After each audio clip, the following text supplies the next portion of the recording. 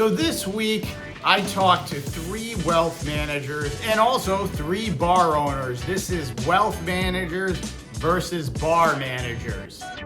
So the 3 wealth managers I spoke to were at Merrill Lynch, JP Morgan, and Morgan Stanley. I keep a few bucks at all 3 of these places because I want opinions from not just one person. I think it's important for you to get opinions from a lot of different people. And I know right now everything's crazy out there. And just in the world of wealth management, I wanted to kind of know if these guys are all on the same page, or are they as confused as all of us as what is about to happen in the economy, the markets, all the way down to what happens at a bar. And that's why I also talk to bar managers, because they're boots on the ground. But I'll start with the wealth managers. First person I talked to is my main person at Merrill Lynch. He manages pretty much a ton of my money. I only go to the other guys because I want their data. I want their information. Fuck them. That's how you get it. I've made a little bit of money in my life, and I am going to get as much information out of that as possible. I'm a middle-class public school kid. This is how we roll. So Merrill Lynch, what he told me was, you got to phase things in right now. There is no such thing as perfect timing. And I would agree with that. You know, I don't think this is something where you can keep jumping in and out of the market and think that anything good is going to happen with that strategy. I think you can actually get burned pretty badly because we're seeing what happens. One headline changes and the market skyrockets or bottoms. And, you know, unless you've got some inside info, man, like I don't see how you're going to be able to predict that.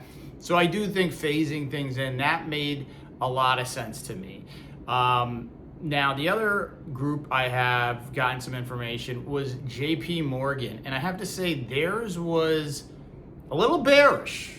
They had to tell me that, hey, you know, there's a permanent dent in the market right now, and he didn't feel like this was actually being priced. He went further and said, hey, you know, $60, $70 oil, that's gone, and this is going to be a reset. His exact words, I did take a note, was, yes, growth has been permanently dented. And I believe that. I do share that opinion that we really haven't seen the true effects of what happens when you have a supply chain shock and something that is as important as oil. I mean, it affects every part of our life, our economy. And I agree. This is like, you know, busting your ACL. It's always going to be permanently there, and it's going to take a long time to recover from it. You know, I'm more focused on how long is the recovery period, let alone the impact of this injury on the economy. Now, the guys at Morgan Stanley, this was pretty interesting because they just gave the kind of yearbook answer. I have it here. It makes sense to start adding length in cyclical and quality growth trades. What the fuck does that mean? Quality growth trades. That's something you say to an investor when things are normal. What the fuck is normal right now? Nothing is normal. Quality trades, like what does that mean? Quality growth? I don't know how to take that as advice, other than that is a wealth manager that is reading off of a script that they are getting from their research staff and then their CIO. That is not somebody who is at all trying to figure out anything beyond what is being fed to them. And that's when a guy like Warren Buffett says, I don't know why anybody uses a wealth manager, because you can do it yourself. He's not wrong. But what I will say is a good wealth manager does help you guide you through this. That's why I like my guy at Merrill Lynch, because He actually listens to my freaking concerns and the things that are making me nervous, right? Because when I read these headlines, I do get nervous. I'm like, I work damn hard to make the money that I have. I don't want to lose it.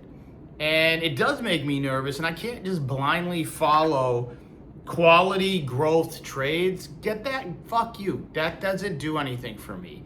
That is not something that I believe is actionable. So, from these three wealth managers, I feel like 2 out of 3 of them, I agree on their sentiment. JP Morgan being the more bearish, saying, hey, there's a permanent dent. Merrill Lynch / Bank of America saying, hey, right now you gotta really phase this in. You can't get too aggressive. There will be probably some pockets here to kind of create yourself long term, but you be very careful. And then Morgan Stanley, I don't know what the hell that was. That's just no advice. That's not helpful at all. That's it is ridiculous. So then I did the other half of this. I'm not somebody who's just gonna listen to people in the institutional world, because what happens to a lot of people in the institutional world, whether it's a wealth manager or a lawyer or whoever, even somebody in politics who's made it way up there, they're in a bubble sometimes. You need to know what's going on the ground. And boots on the ground, I'm going to talk to bar owners, bar managers. They see it. They see what's going on in the world every day. It walks through their front door, and they serve them alcohol. And when they serve them alcohol, those people even talk more truthfully. So they know what's happening. And I did talk to a few, 2 owners, and I'm actually invested in a bar in New York as well. And they said the same things as the other said, that sales are way, way down. And they both unsolicited pointed to St. Patrick's Day, right? I don't know if you've ever been in New York on St. Patrick's Day, but it's mayhem, or it used to be at least. They used to call it amateur hour because people would start drinking at 10 a.m. and we would know by about 1 p.m. who can hold their liquor. And by 4 p.m., you were already past the bad decisions. You are now into catastrophic decisions if you couldn't hold your liquor. And every bar would be full, particularly pubs and taverns, always full. Both of them have said this was one of the worst St. Patrick's Days they've ever experienced, and it has nothing to do with the fact that it was on a Tuesday.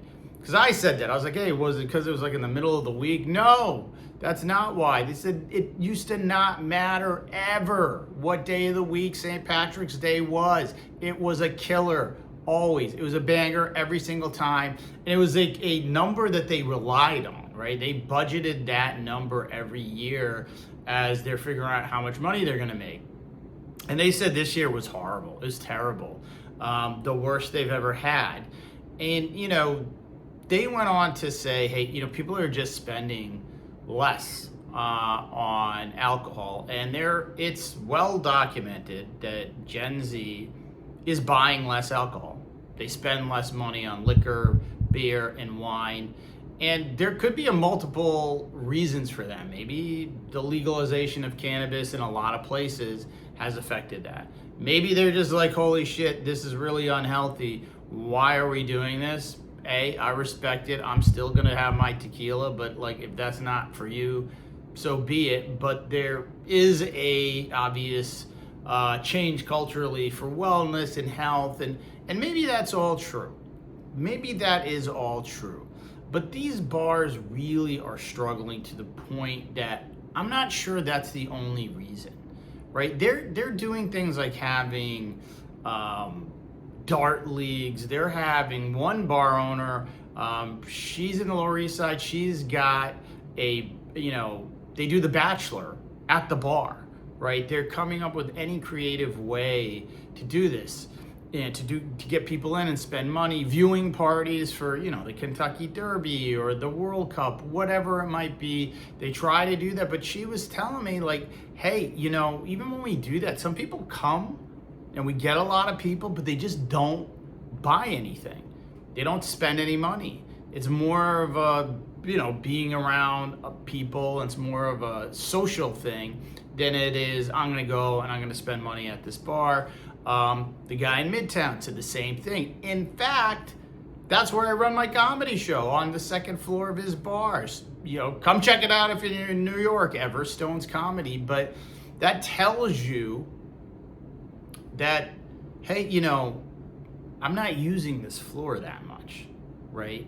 I'll allow them to do a comedy show because it brings in people. And we bring in, 30, 35 people. And sometimes they go downstairs and they'll have more drinks. We charge a 2-item minimum, so that helps. But it also speaks to, it is trying to fill a gap of revenue that is not there anymore.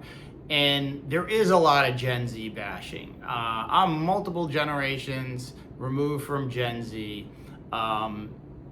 So maybe I don't realize the cultural shift there of not drinking, but I don't think it is strictly this younger generation saying we don't want to drink.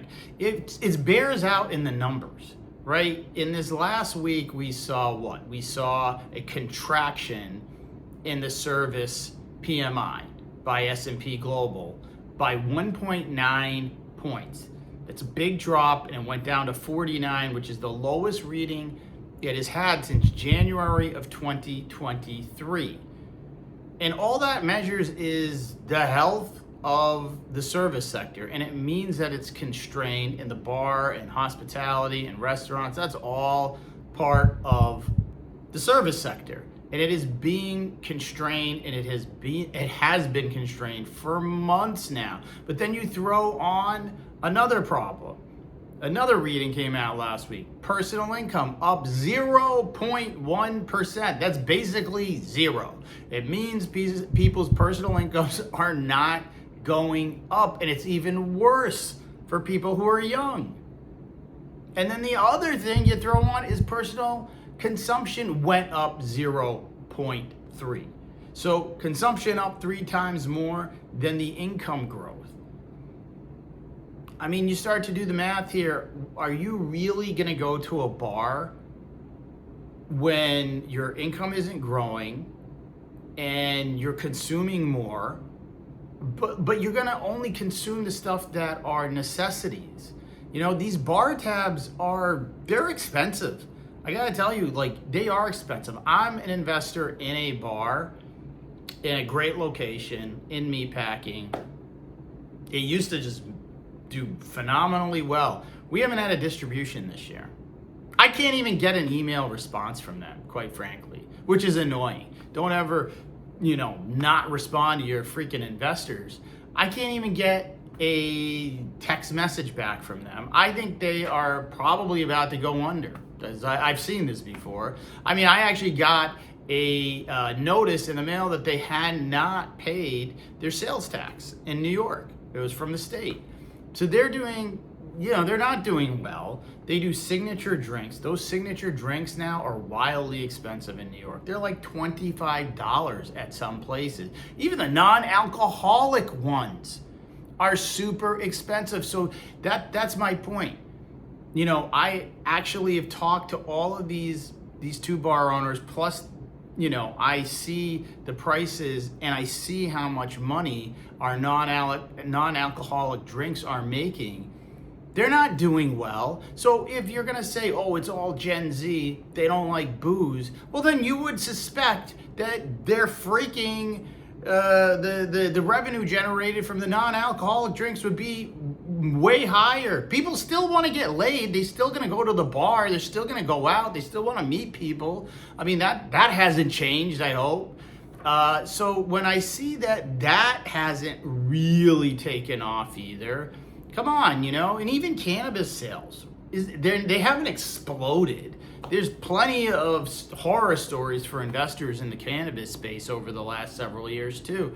So I really just believe that this is bar stagflation, right? You hear that word. Bar stagflation is just, they're charging more, but they're not making more because the margins are getting thinner.